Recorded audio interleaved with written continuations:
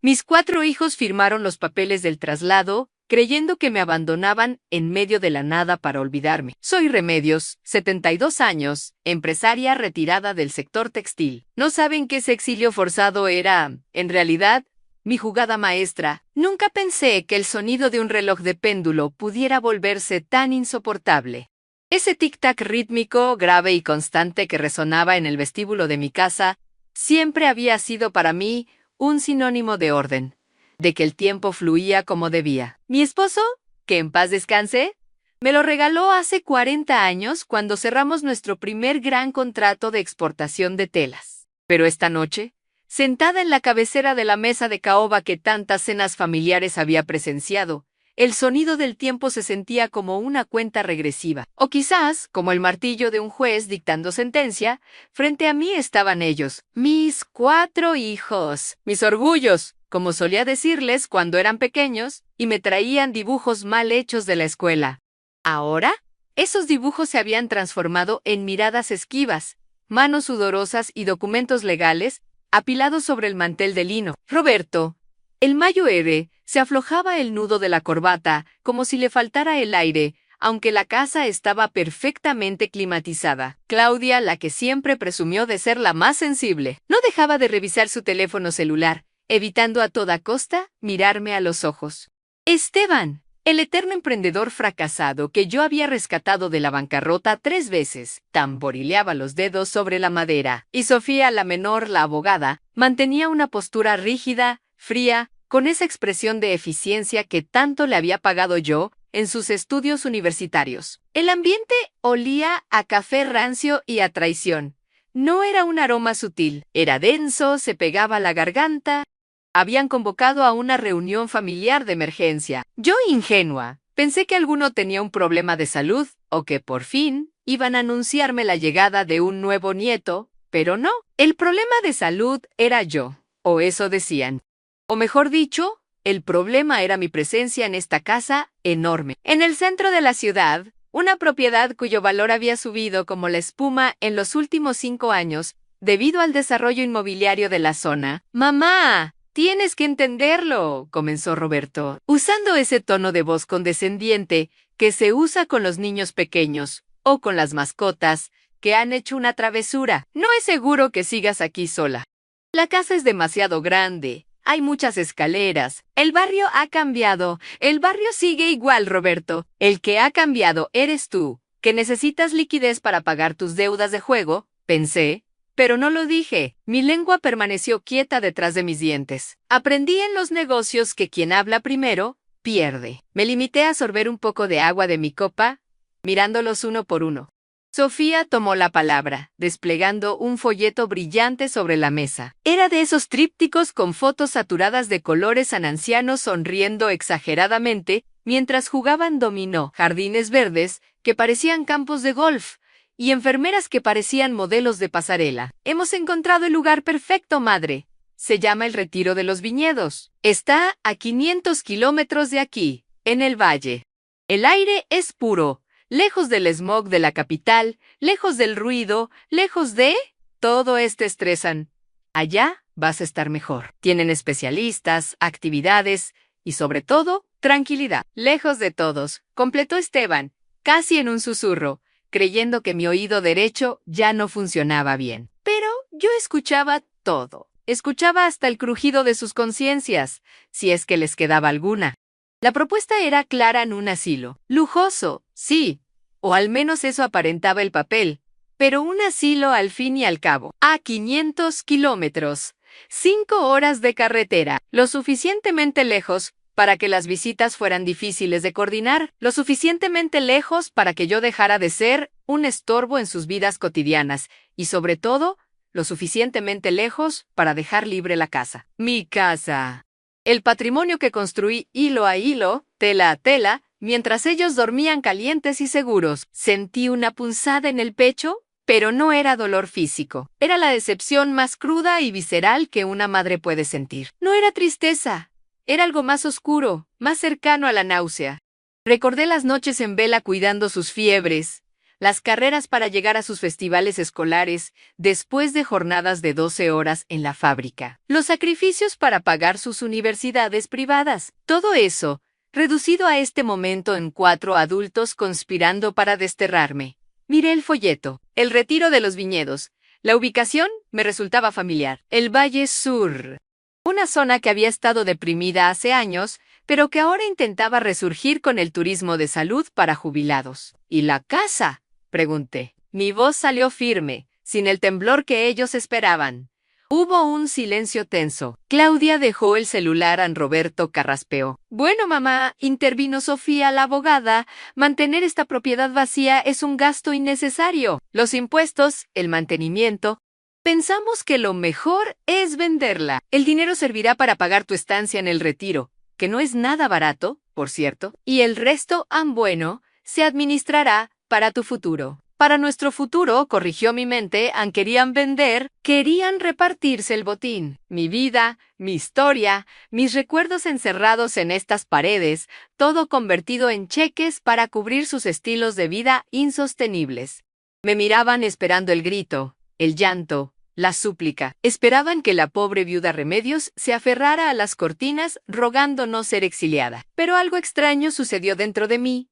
Mientras observaba sus rostros ansiosos, la indignación inicial dio paso a una frialdad calculadora, esa misma frialdad que me servía para negociar con proveedores difíciles, en China o para despedir a gerentes corruptos en el pasado.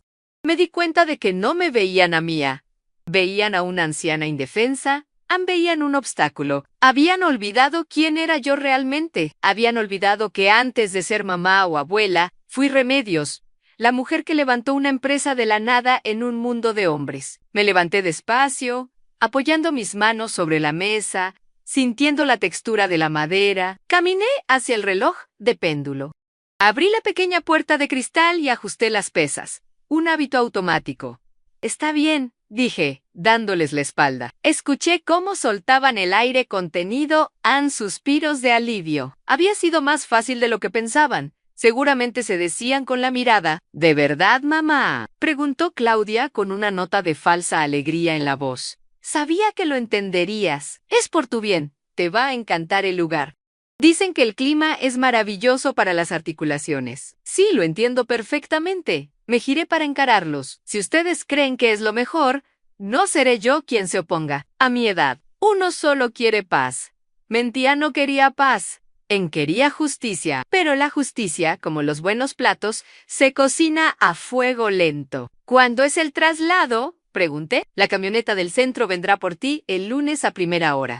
Eso nos da 2 días para empacar lo básico, dijo Roberto, ya sacando una pluma para que yo firmara los consentimientos. Firmé cada hoja sin leer la letra pequeña, algo que jamás hubiera hecho en mis tiempos de empresaria activa, pero necesitaba mantener la fachada de la anciana dócil y resignada. Mientras mi pluma rasgaba el papel, mi mente volaba a 500 kilómetros de distancia.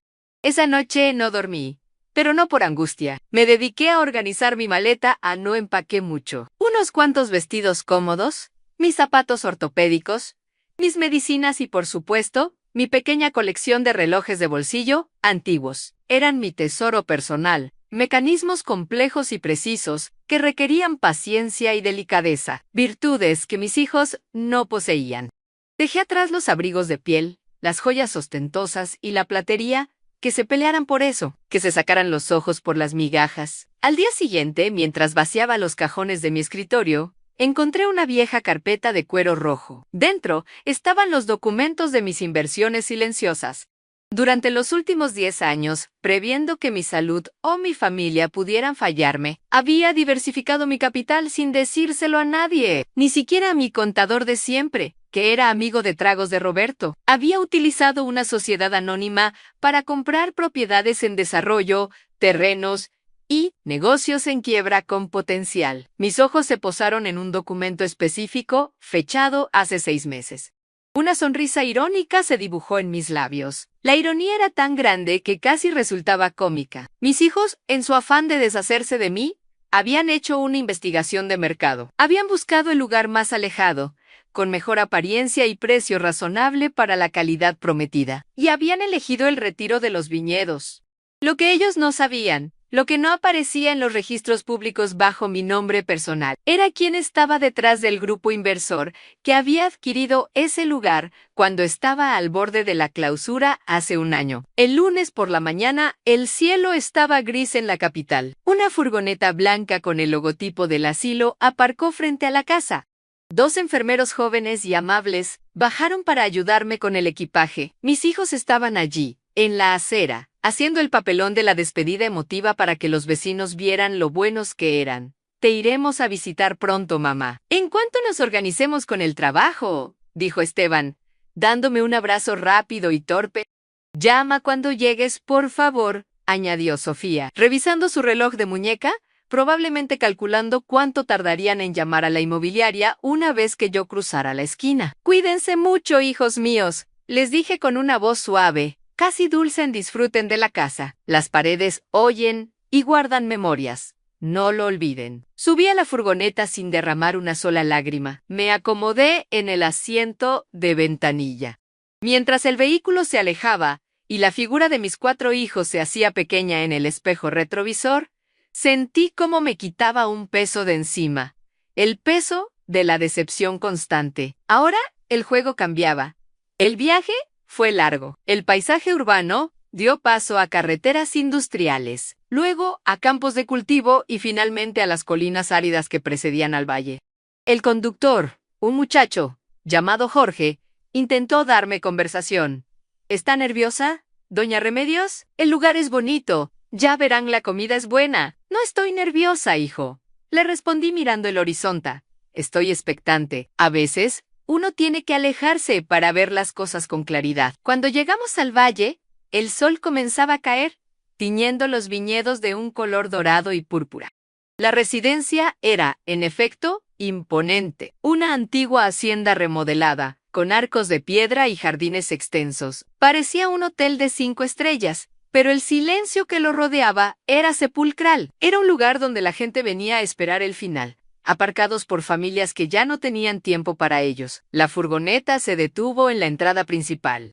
La directora del centro, una mujer llamada Matilde, salió a recibirnos. Yo la conocía, aunque ella no me conocía a mí solo. Conocía mi nombre en una lista de ingresos y la firma de mis hijos en los cheques. Había leído sus informes mensuales, esos que enviaba a la junta directiva anónima. Sabía que era eficiente, pero dura, que ahorraba en la calidad de los alimentos para cuadrar los balances y que la rotación del personal era alta porque pagaba mal. Bajé del vehículo con ayuda de mi bastón, no porque lo necesitara realmente, sino porque era parte de mi disfraz. Bienvenida, señora Remedios, dijo Matilde, con una sonrisa profesional, de esas que no llegan a los ojos. Esperamos que se sienta como en casa. Sus hijos nos han encargado que la cuidemos mucho. Estoy segura de que así será, respondí, devolviéndole la sonrisa con una intensidad que la hizo parpadear un instante. Confundida, me condujeron a mi habitación. Era pequeña, limpia, impersonal, una cama individual, una mesita de noche, un armario empotrado y una ventana con vista al jardín trasero. Dejé mi maleta sobre la cama y me acerqué a la ventana. Desde allí podía ver todo el complejo en el ala norte, donde estaban los pacientes más delicados, el comedor central, las oficinas administrativas. Saqué de mi bolso uno de mis relojes de bolsillo, una pieza de plata de 1920. Le di cuerda lentamente, escuchando el clic-clic del mecanismo. Mis hijos creían que me habían encerrado en una jaula dorada a 500 kilómetros de mi poder. Pensaban que yo sería una residente más, la número 47 en la lista, esperando la visita semestral y la llamada de cumpleaños. Creían que el control de mi vida había pasado a sus manos en el momento en que la furgoneta arrancó.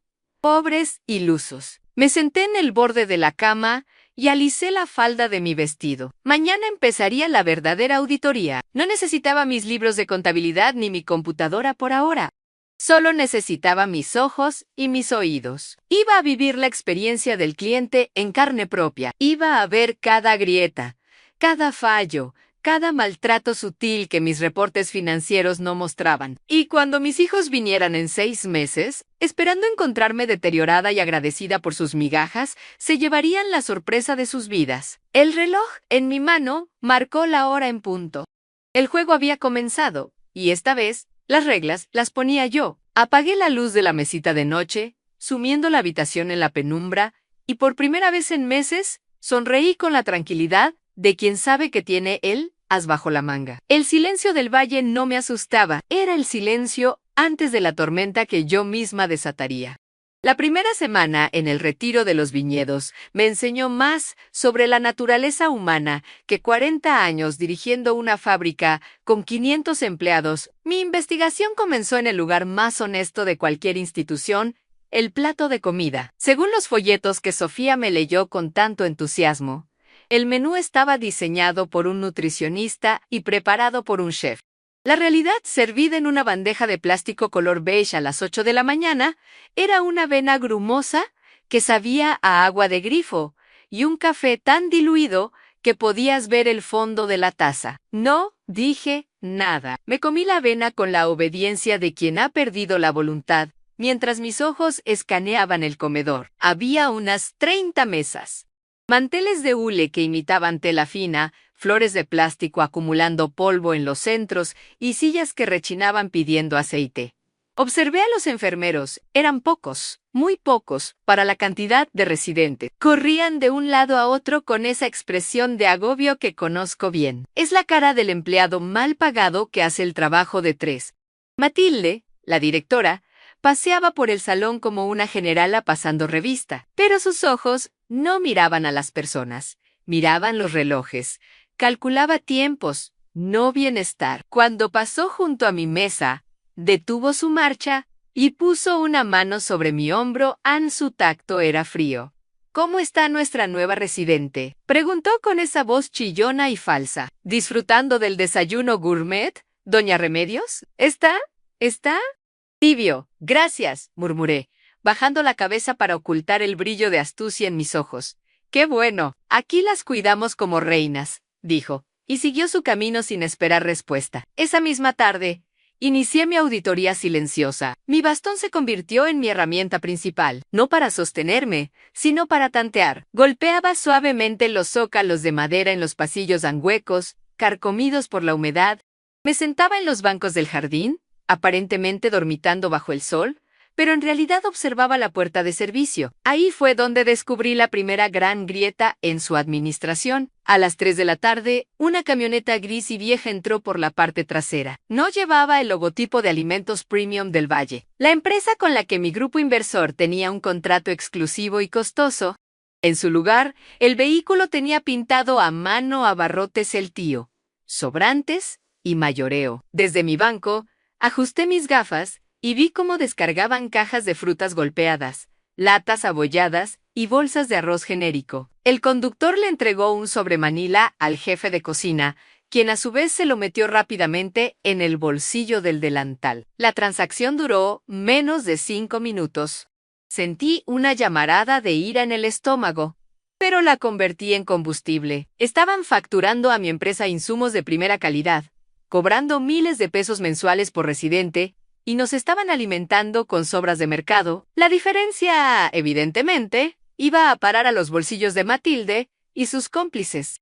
Era un desfalco clásico, de manual, tan burdo que resultaba insultante que pensaran que nadie se daría cuenta. Claro, contaban con que los clientes no tenían voz, y que las familias, como la mía, solo querían calmar su conciencia con facturas altas sin verificar la realidad. Regresé a mi habitación y saqué mi libreta de notas. No era una libreta cualquiera. La escondía dentro de una funda de almohada que yo misma había cosido con un doble fondo. Allí, con mi letra pequeña y angulosa, anoté: Día 4, proveedores fraudulentos.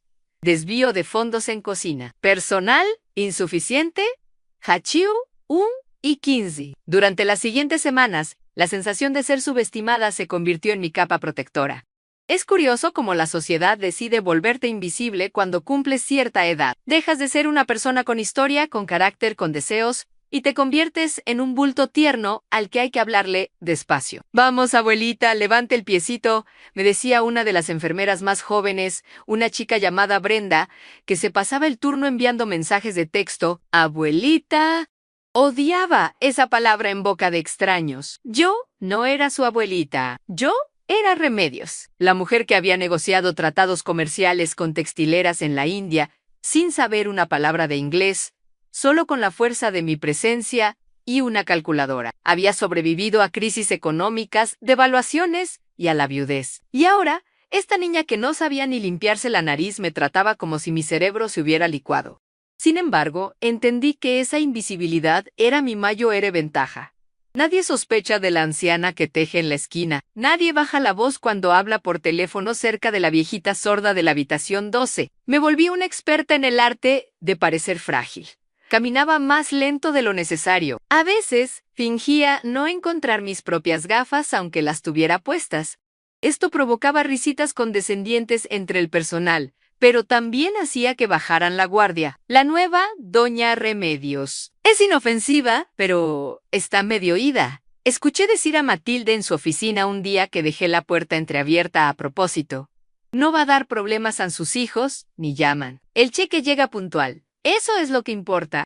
Sonreí para mis adentros mientras pasaba la aspiradora mental por sus palabras.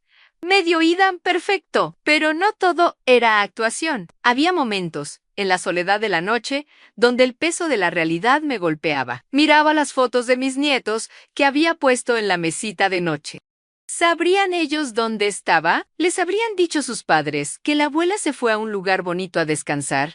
¿O les habrían dicho la verdad aunque la abuela estorbaba? Una noche, encontré a don Anselmo, un profesor de literatura jubilado, llorando en la sala de televisión. Estaba intentando usar el teléfono público del pasillo, pero no funcionaba. No tiene línea, Remedios, me dijo con voz quebrada. Quería llamar a mi hija por su cumpleaños. Matilde dijo que lo arreglarían el mes pasado. Me acerqué y vi el cable. Estaba cortado intencionalmente detrás del mueble. No era una avería. Era aislamiento programado. Querían evitar que los residentes se quejaran con sus familias. No se preocupe, Anselmo, le dije, poniendo mi mano sobre la suya, esta vez con calidez genuina. Ya verá que pronto se arregla todo. Ese fue el punto de quiebre. Ya no se trataba solo de mi dinero o de mi casa. Se trataba de la dignidad de Anselmo, de la comida podrida, de la estafa sistemática. Mis hijos, en su avaricia, me habían enviado al infierno, pero no sabían que yo llevaba los cerillos en el bolsillo. Necesitaba dar el siguiente paso. La observación había terminado. Era hora de la acción estratégica. Tenía un teléfono celular inteligente, un modelo moderno que Sofía pensaba que yo no sabía usar. Lo mantenía apagado, cosido dentro del forro de mi abrigo de invierno colgado en el armario, un lugar que nadie revisaba en pleno verano. Esperé a la madrugada del martes. Sabía que el guardia de seguridad nocturno, un hombre mayor y cansado, se dormía a las 3 de la mañana en la recepción. Me levanté en silencio, saqué el teléfono y me encerré en el baño. Tapé la rendija de la puerta con una toalla para que no saliera la luz de la pantalla. Encendí el dispositivo. El brillo azul iluminó mis arrugas frente al espejo. Mis dedos, aunque un poco rígidos por la artritis, se movieron con memoria muscular sobre el teclado táctil. No llamé a mis hijos, llamé a un número que sabía de memoria.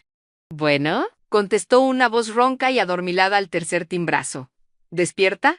Licenciado Valenzuela, soy Remedios». Hubo un silencio al otro lado, seguido del sonido de alguien que se sienta de golpe en la cama y busca sus anteojos. «¿Doña Remedios? Por Dios santo, llevo semanas intentando localizarla. Sus hijos me dijeron que estaba incomunicada por prescripción médica, que no podía recibir llamadas de negocios. Estaba a punto de ir con la policía. Tranquilo, viejo amigo, no estoy en una misión de campo. Escucha con atención porque no tengo mucha batería y no puedo hablar. Le di instrucciones precisas. No quería que interviniera todavía. No quería que me sacara de allí. Quería que congelara ciertas partidas presupuestarias específicas de la sociedad anónima, propietaria del asilo. Quiero que la partida para mejoras estructurales y bonos administrativos se detenga mañana mismo. ordené. Que aparezca como bajo revisión administrativa de rutina. Que el banco les pida hasta el acta de nacimiento de su abuela para liberar un centavo más allá de la nómina básica y los alimentos. Pero, doña Remedios, eso va a poner nerviosa a la administración local. Exacto. Valenzuela. Quiero verlos sudar. Quiero ver qué hacen las ratas cuando se les corta el queso. Y otra cosa, necesito que investigues a una tal Matilde. Quiero saber todo an deudas, propiedades, antecedentes, an todo. ¿Entendido? ¿Y usted? ¿Está bien? Estoy mejor que nunca, estoy trabajando. Colgué y volví a esconder el teléfono. Me sentí viva. La adrenalina bombeaba por mis venas como no lo hacía desde hacía años. Al volver a la cama, el colchón duro ya no me molestó. Ahora era una trinchera. A la mañana siguiente, el ambiente en el retiro de los viñedos había cambiado sutilmente. Matilde no paseaba con su aire de generala. Estaba encerrada en su oficina con la puerta de cristal, hablando por teléfono, gesticulando furiosamente. Podía verla desde el pasillo. Se pasaba la mano por el pelo, golpeaba el escritorio. El dinero no había llegado. El grifo se había cerrado. Me senté en mi lugar habitual del comedor, frente a mi avena aguada. Cuando Matilde salió de su oficina, roja de ira, nuestras miradas se cruzaron un instante. Ella vio a una anciana inofensiva comiendo su desayuno. Yo vi a una presa que acababa de pisar la primera trampa. «Buenos días, directora», le dije con mi voz más dulce y temblorosa cuando pasó cerca. Se la ve preocupada. ¿Todo bien? Ella se detuvo, respiró hondo para componer su máscara y me dedicó una sonrisa tensa que parecía una mueca de dolor. Todo excelente, doña Remedios Sansolo. Temas burocráticos aburridos. Nada de qué preocuparse. Ay, qué bueno, Dios aprieta pero no ahoga, ¿verdad? Respondí, dándole un sorbo a mi café transparente. Ella se alejó taconeando fuerte. Mis hijos pensaron que 6 meses serían suficientes para que yo me olvidara de mi vida, para que me apagara como una vela sin oxígeno. Pero, cada día que pasaba, cada injusticia que presenciaba, cada mentira que descubría, era oxígeno puro para mi fuego. Faltaban 5 meses para su visita, 5 meses para tejer la red completa. Saqué mi reloj de bolsillo, el de plata, lo limpié con la servilleta de papel. Las manecillas avanzaban inexorables. Tic, tac, tic, tac. El tiempo, que antes parecía mi verdugo, ahora era mi mejor aliado. Y yo tenía todo el tiempo del mundo. El zumbido de una mosca atrapada contra el cristal de la ventana era el único sonido en la sala de estar, aparte del suave y rítmico siseo de mi aguja atravesando la tela. Llevaba 2 horas sentada en mi sillón habitual, con la espalda recta y la vista fija en el dobladillo descosido del uniforme de Brenda. La muchacha, que al principio me miraba con desconfianza, ahora se dejaba hacer, parada frente a mí como una nieta regañada pero agradecida. «No se mueva tanto, chamaca, que la voy a picar», murmuré sin levantar la vista. «Es que me da pena, doña Remedios. Matilde me va a matar si me ve perdiendo el tiempo aquí», susurró ella, mirando nerviosa hacia el pasillo. «Matilde tiene problemas más grandes que un dobladillo», respondí, mordiendo el hilo con precisión. «Listo. Ya no parece que vienes de pelear con gatos. Un uniforme digno es el primer paso para un trabajo digno. Recuérdalo». Brenda se alisó la filipina azul, que ahora le ajustaba perfectamente en la cintura gracias a las pinzas invisibles que le había hecho en 5 minutos. Me miró y por primera vez vi respeto en sus ojos cansados. No el respeto condescendiente que se le tiene a los viejos, sino el respeto que se le tiene a quien sabe hacer algo mejor que tú. «Gracias». Nadie se había fijado, dijo, y antes de irse, se inclinó para susurrarme al oído en cuidado hoy. «La jefa anda que echa humo. Dice que el banco le bloqueó las tarjetas corporativas y no llegó el camión del gas». Sonreí para mis adentros mientras guardaba mi aguja en el pequeño costurero de viaje que había logrado colar en mi maleta. La ejecución silenciosa había comenzado. Mi jugada con Valenzuela estaba dando frutos más rápido de lo esperado. Sin gas, no había agua caliente ni cocina funcional. El caos es una escalera, y yo estaba lista para subirla. Me levanté despacio y caminé hacia el comedor. El ambiente estaba cargado. Los residentes murmuraban, envueltos en chales y suéteres, porque la calefacción central, casualmente, también había fallado. Don Anselmo tiritaba levemente frente a una taza de frío. «Es indignante, Remedios», me dijo cuando me senté a su lado. «Dicen que es una avería técnica que casualmente coincide con que no han pagado a los proveedores». Lo escuché de uno de los jardineros. «La incompetencia suele disfrazarse de mala suerte, Anselmo», le dije, dándole unas palmaditas en la mano. «Pero no se preocupe. A veces las cosas tienen que romperse del todo para poder arreglarlas». En ese momento, Matilde irrumpió en el comedor. Su habitual peinado lacado estaba un poco deshecho y tenía manchas de sudor en las axilas de su blusa de seda barata. «Atención, por favor», gritó, aplaudiendo para callar los murmullos. «Debido a reparaciones imprevistas en la red de gas del Valle, hoy serviremos un menú frío. Sándwiches gourmet y ensalada de la huerta. Agradecemos su comprensión». ¿Sándwiches gourmet? Miré hacia la cocina. Vi a las cocineras abriendo paquetes de pan de caja del supermercado más económico y latas de atún genérico. Me puse de pie, no como una anciana frágil, sino con la lentitud deliberada de quien va a decir algo importante. El comedor se quedó en silencio.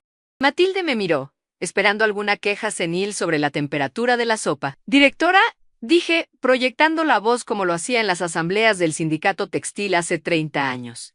«Entiendo lo de la red de gas, pero es curioso. Hace 10 minutos vi pasar el camión de la compañía de gas por la carretera principal. Se detuvo en la finca vecina. Parece que la avería es muy localizada exclusivamente en nuestra tubería de entrada, o quizás en la de facturación». Matilde palideció. Los residentes se giraron hacia ella. Había sembrado la duda con un dato técnico y una observación precisa. No era una queja emocional. Era un jaque lógico. Usted no sabe de lo que habla, doña Remedios. Siéntese, por favor», balbuceó, intentando recuperar el control. «Solo comento lo que ven mis ojos, querida. A veces, la vista cansada ve más claro que la vista ambiciosa», respondí, y me senté con una calma que la desquició visiblemente. Esa tarde, el ambiente en el retiro de los viñedos cambió. Los residentes, envalentonados por mi pequeña intervención, empezaron a exigir. Don Anselmo pidió ver el termostato. La señora Clara, una viuda de carácter fuerte que solía estar sedada la mayor parte del día, rechazó el sándwich de atún, exigiendo ver la fecha de caducidad de la mayonesa. Yo me mantuve al margen, observando desde mi esquina, tejiendo una bufanda que no tenía intención de terminar. Mi objetivo no era liderar una revuelta abierta, no todavía.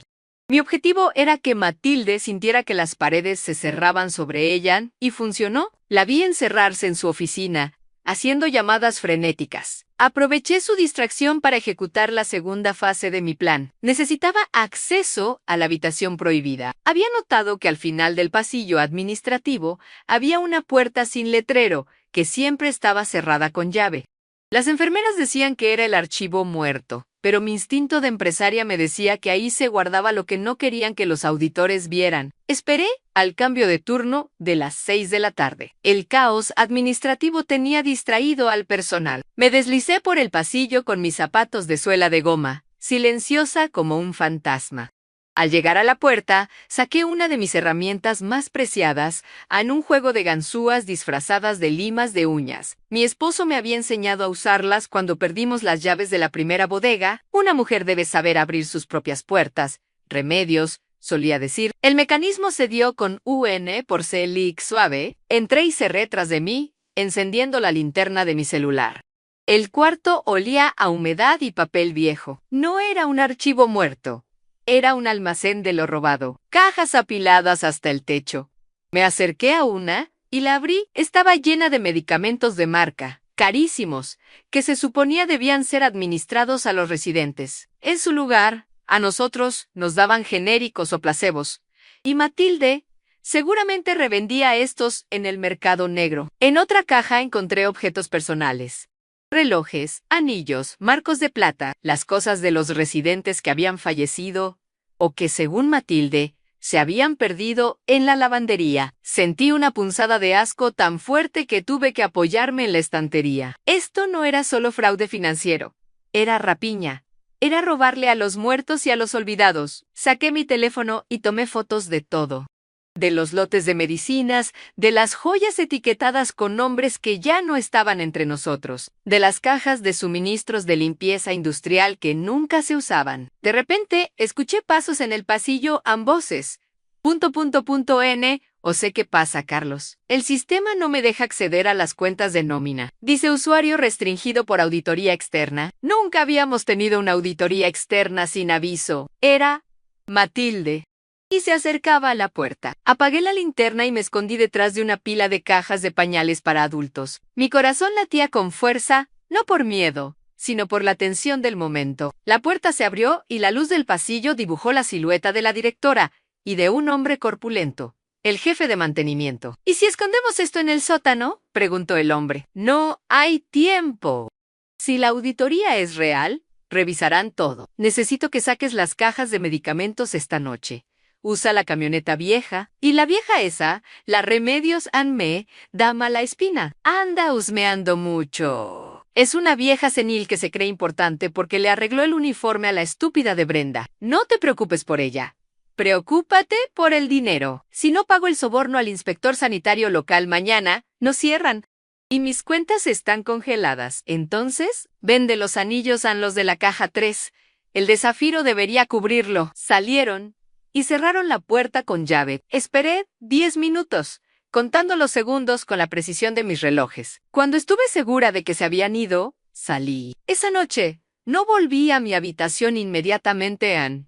Fui a la enfermería. Brenda estaba de guardia, con los ojos rojos de llorar. ¿Qué pasa, niña?, pregunté, acercándome con mi bastón. La directora me acusó de robar unas toallas. Dice que me lo va a descontar del sueldo. Y yo no fui, doña Remedios, se lo juro. Apenas me alcanza para el pasaje, la ira que sentía se transformó en una determinación fría y cortante. Matilde estaba acorralada y mordía a los más débiles. Era el momento de apretar la tuerca. No llores.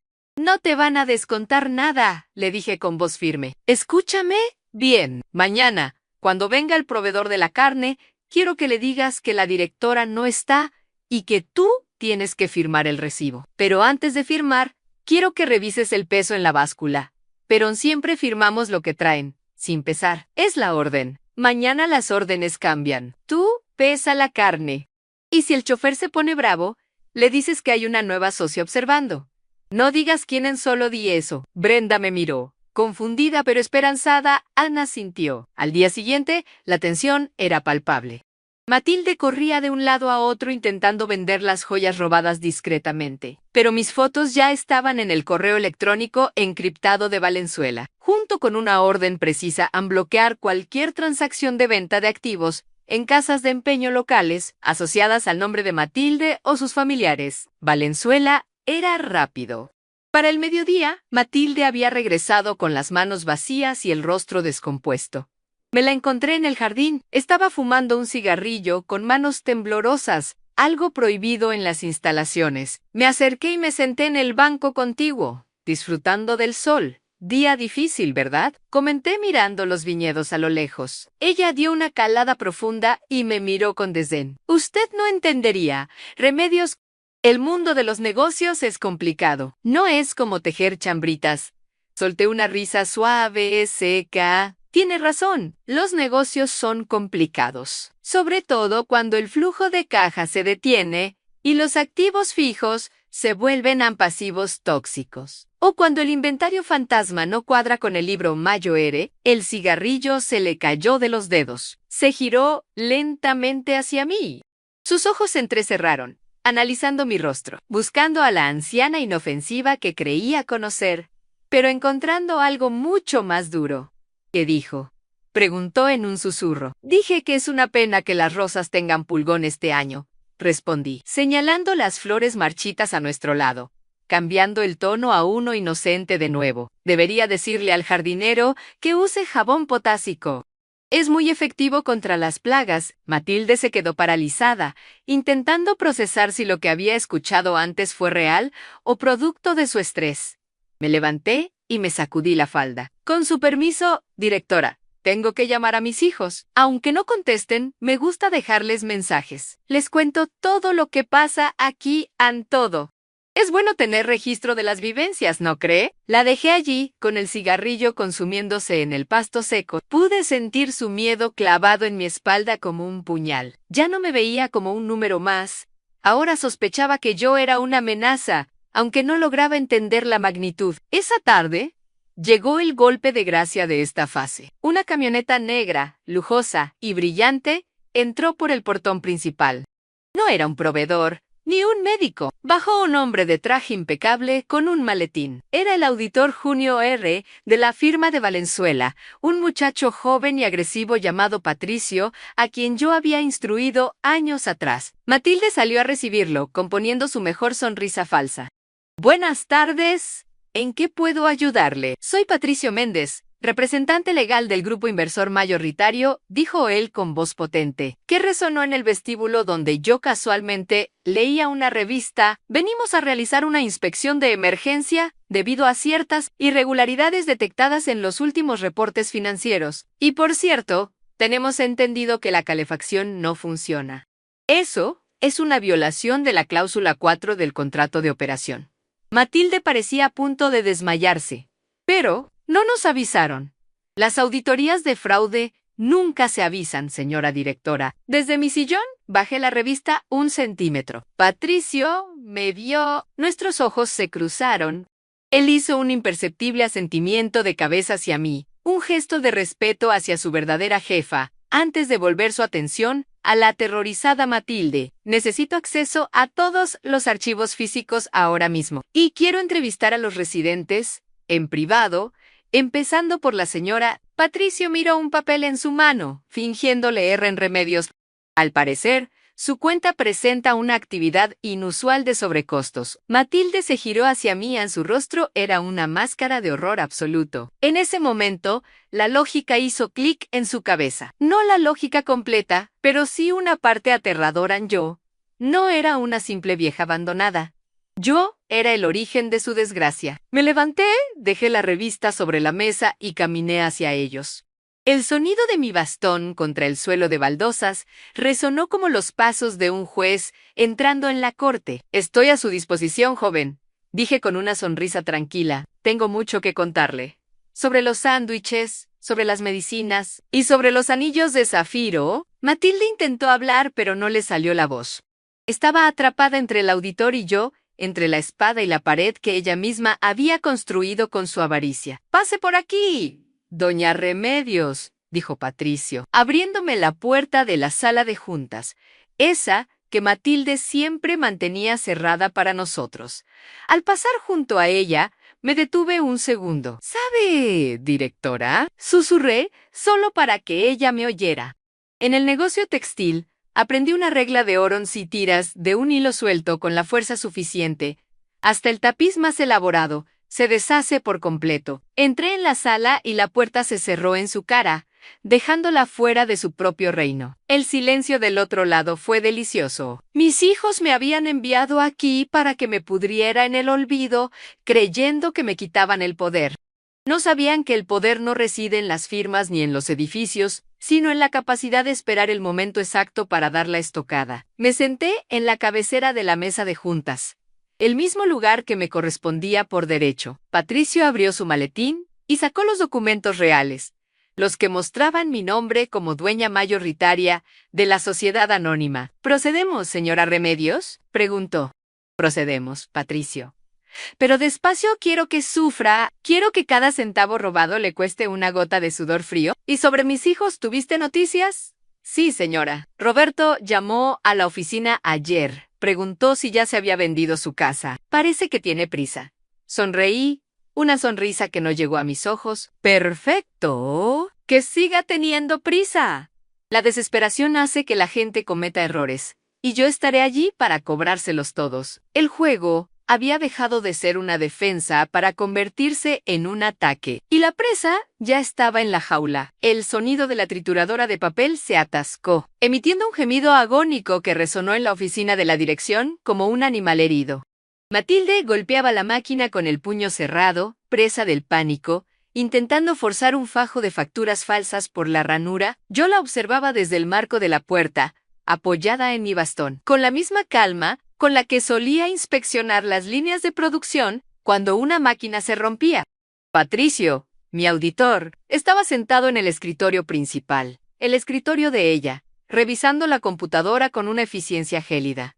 No servirá de nada, Matilde, dije suavemente. Mi voz hizo que saltara en su lugar, tirando al suelo el pisapapeles de mármol que tanto le gustaba ostentar. Las copias digitales ya están en la nube desde hace 3 días.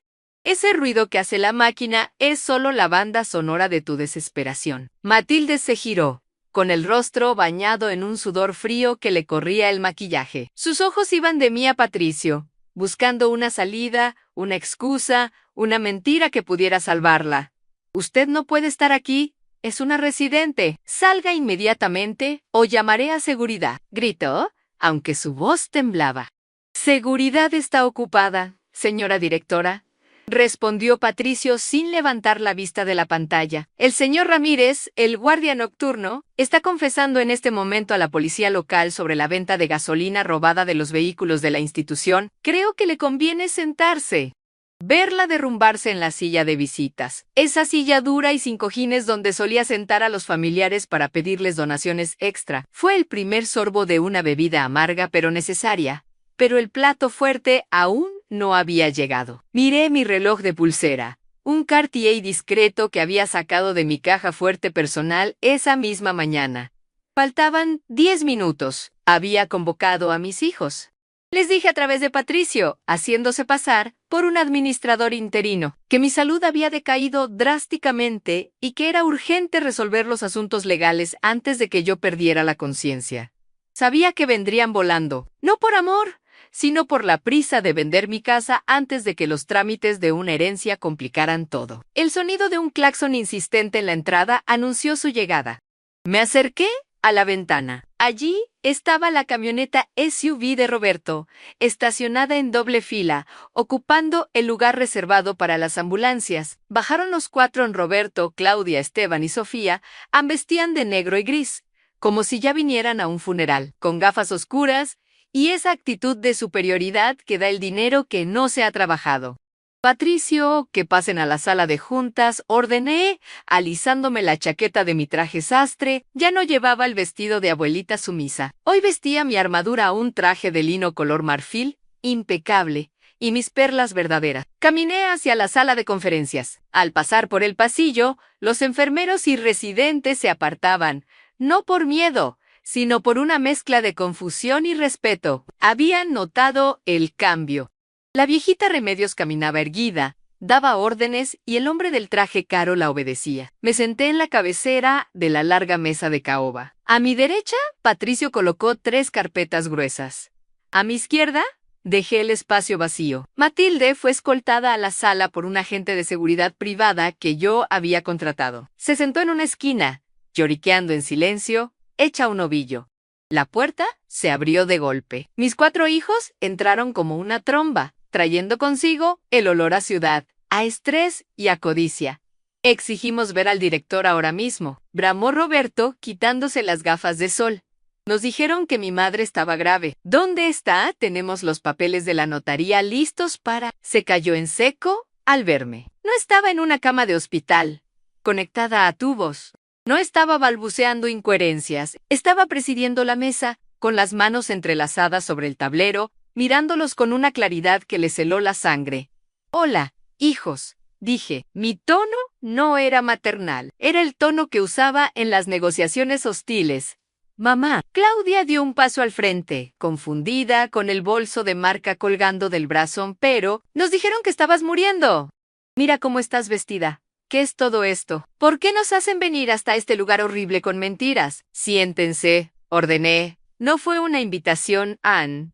Fue un comando. Esteban, siempre el más nervioso, miró a Matilde llorando en la esquina y luego a Patricio. ¿Quién es este tipo? ¿Y qué le pasa a la directora? Mamá, vámonos. Claramente este lugar es un manicomio. Firma los poderes aquí mismo y te llevamos a otro sitio. Sacó una carpeta azul y una pluma Montblanc. La empujó sobre la mesa hacia mí, con esa impaciencia de quien tiene deudas de juego que pagar antes del viernes. La casa ya tiene comprador. Mamá, intervino Sofía, con su voz de abogada conciliadora pero falsa. Una desarrolladora ofrece pagar en efectivo. Solo necesitamos tu firma para liberarte de esa carga. ¿Es por tu bien? Tomé la pluma que Esteban me ofrecía. La giré entre mis dedos, sintiendo el peso del metal. Ellos contuvieron el aliento, con los ojos clavados en mi mano, viendo cómo sus problemas financieros estaban a punto de resolverse con un garabato de tinta. Es curioso, dije, dejando la pluma sobre la mesa sin abrirla. Hace 6 meses, me sentaron en mi propio comedor para decirme que era una carga, que estaba vieja, que ya no entendía el mundo.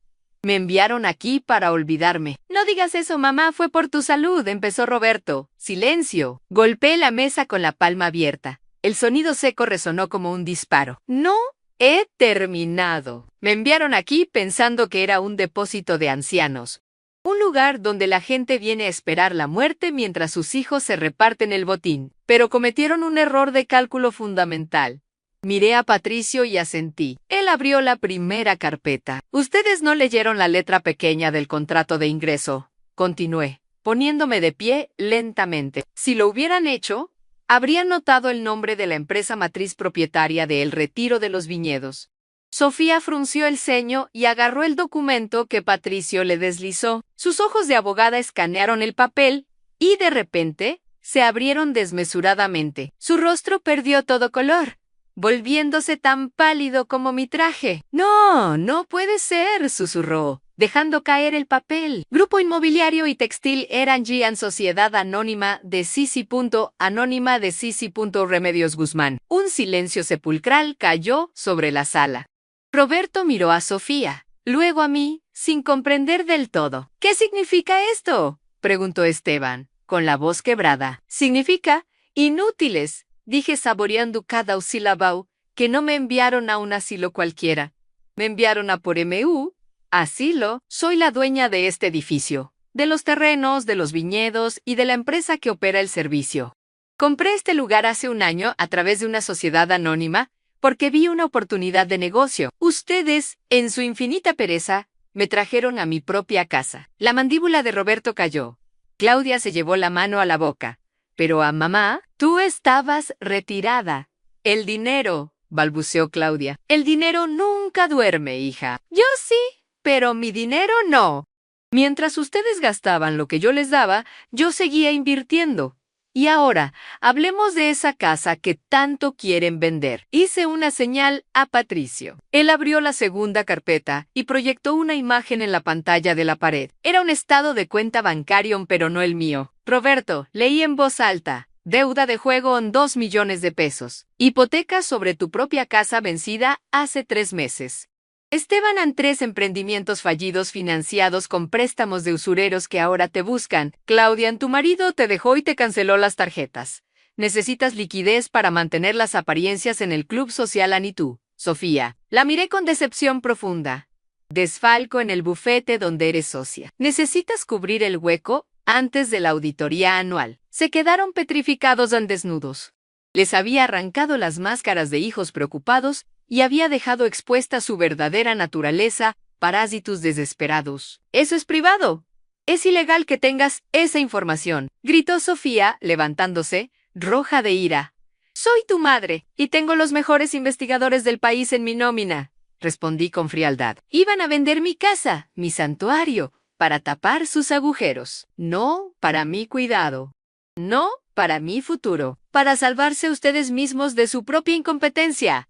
Mamá, por favor, tienes que entender. Estamos desesperados. Lloró Claudia, ahora sí con lágrimas reales, las lágrimas del miedo a la pobreza. Si no vendemos la casa, lo perdemos todo. Ya lo han perdido todo, dije, volviendo a sentarme con la majestad de una reina dictando sentencia. La casa no se vende. He revocado el poder notarial esta mañana. Patricio ya notificó al registro público de la propiedad. Esa casa se convertirá en la sede de mi fundación. ¿Y nosotros?, preguntó Esteban, pálido como un muerto. Ustedes tienen 2 manos y 2 pies. Les sugiero que empiecen a usarlos para trabajar. Se acabó el grifo, hijos míos. Se cerró para siempre. En ese momento, la puerta se abrió de nuevo. 2 oficiales de policía entraron, acompañados por el jefe de seguridad. «¿Señora Matilde Obregón?», preguntó uno de los oficiales. Matilde sollozó ruidosamente. «Queda detenida por fraude, administración fraudulenta, robo de medicamentos controlados y negligencia criminal contra personas mayores. Tiene derecho a guardar silencio». Mis hijos observaron horrorizados cómo esposaban a la directora. La realidad de la situación les golpeó como un mazo. No solo no iban a obtener el dinero de la casa, sino que su madre, la anciana que creían senil y descartable, acababa de ejecutar una operación de limpieza corporativa y familiar sin despeinarse. «Mamá, no puedes hacernos esto», suplicó Roberto, acercándose a mí, intentando tomar mi mano. Retiré la mano como si él tuviera una enfermedad contagiosa.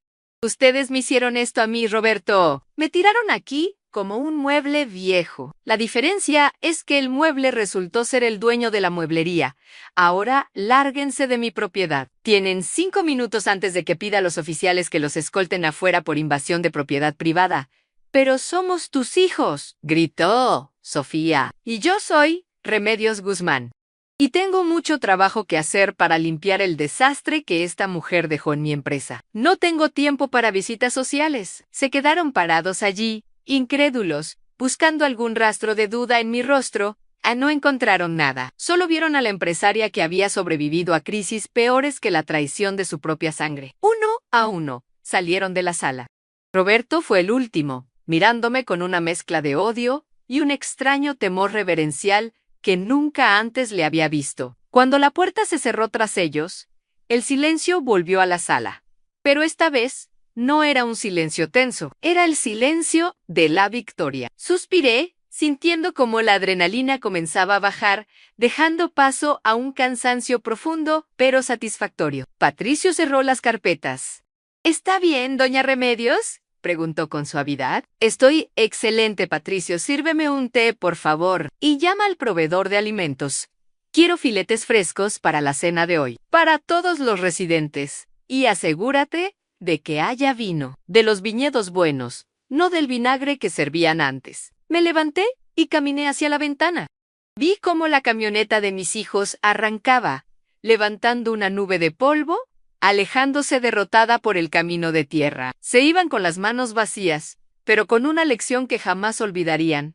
Me giré hacia el interior de la sala. A través del cristal, vi a Brenda, la enfermera, corriendo por el pasillo con una sonrisa, probablemente llevando la noticia de la detención de Matilde a los demás. Esto apenas comenzaba.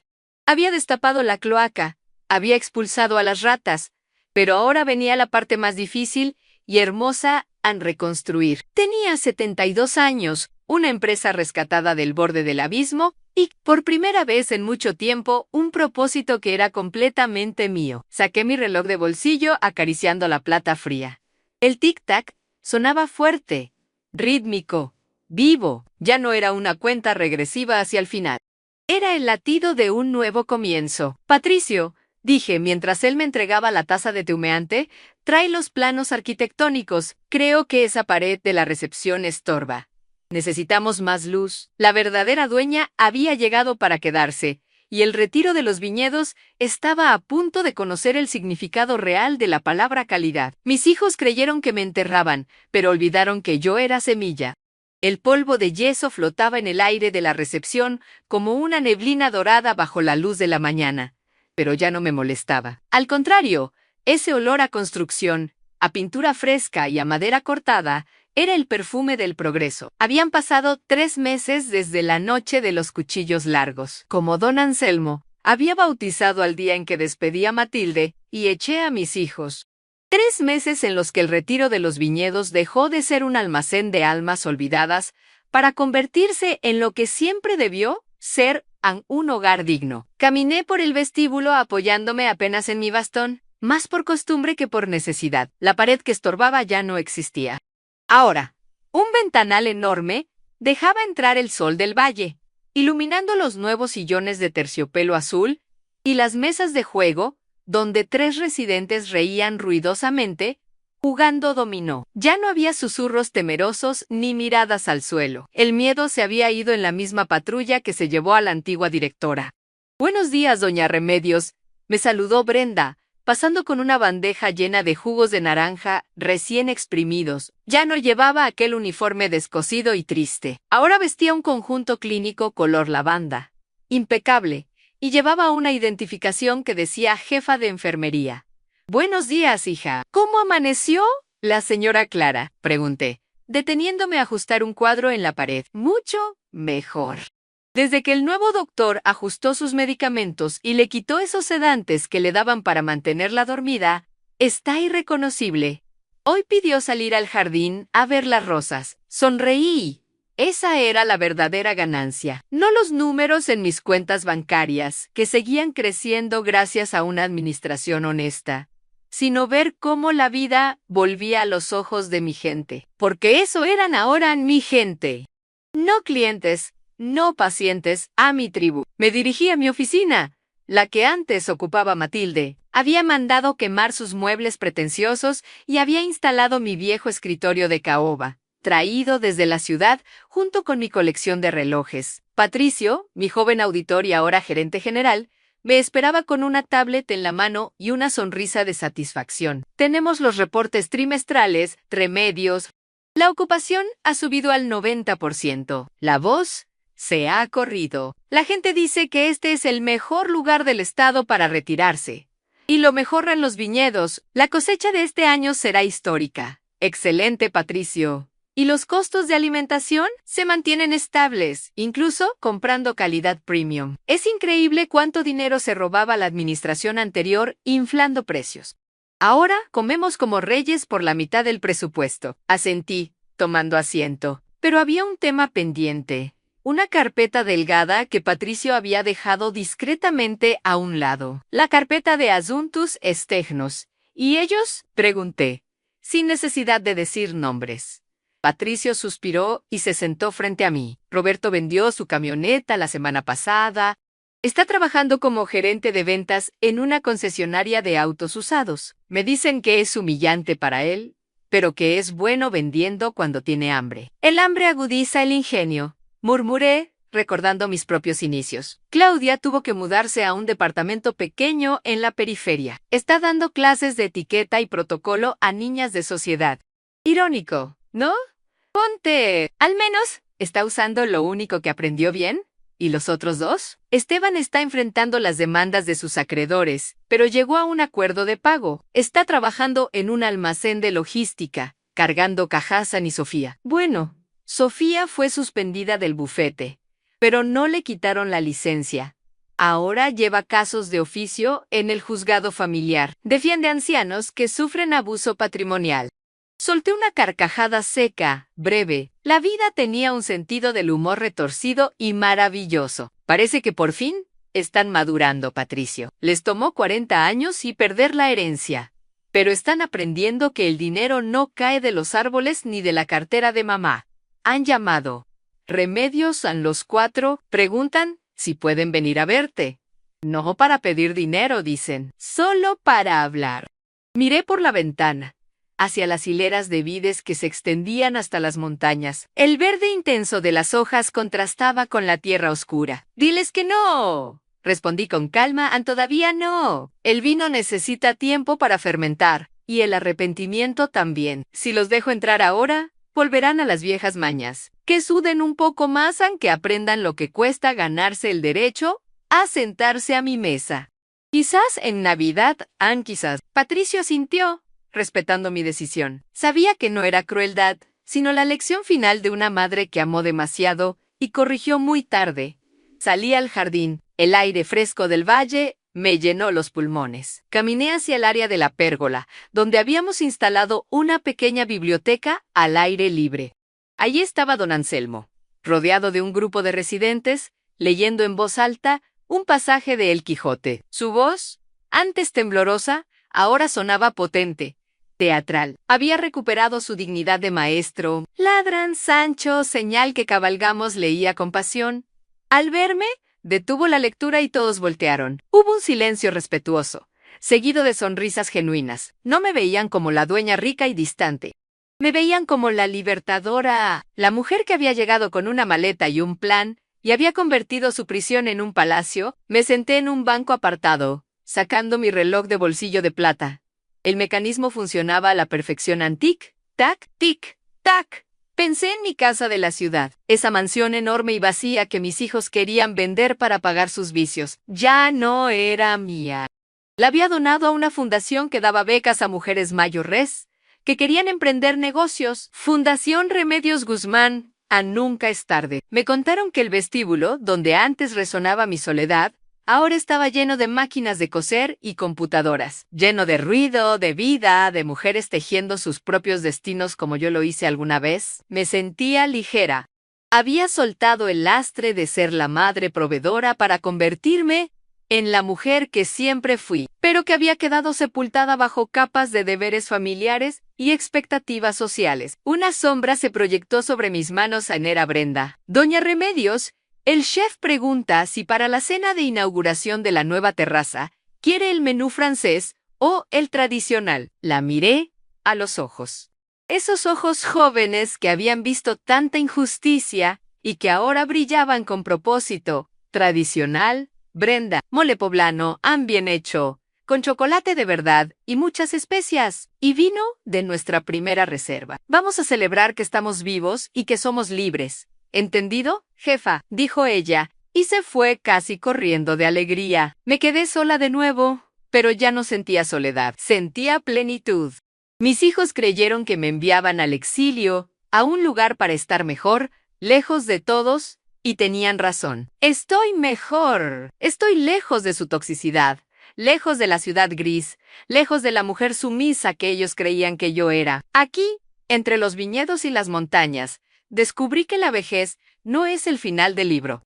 Es simplemente un capítulo nuevo, y en mi caso, es el capítulo donde la protagonista deja de sufrir y empieza a mandar. Guardé el reloj en mi bolsillo. Ya no necesitaba mirar la hora con angustia. El tiempo ya no se me escapaba.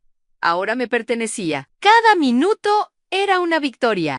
Cada amanecer en el valle era un recordatorio de que la justicia existe, solo que a veces hay que darle un empujoncito con un poco de astucia y capital. Miré hacia el horizonte, donde el sol comenzaba a teñir el cielo de naranja y violeta. Levanté una copa imaginaria hacia la nada, o quizás hacia el destino. Salud, remedios, me dije a mí misma. Te costó 72 años, pero por fin llegaste a casa. El sonido de la campana del comedor sonó a lo lejos, llamando a cenar. No era una campana de orden, era una invitación. Me levanté, sacudí las migajas imaginarias de mi falda y caminé hacia mi nueva familia. La cena estaba servida, y yo tenía mucha hambre de futuro.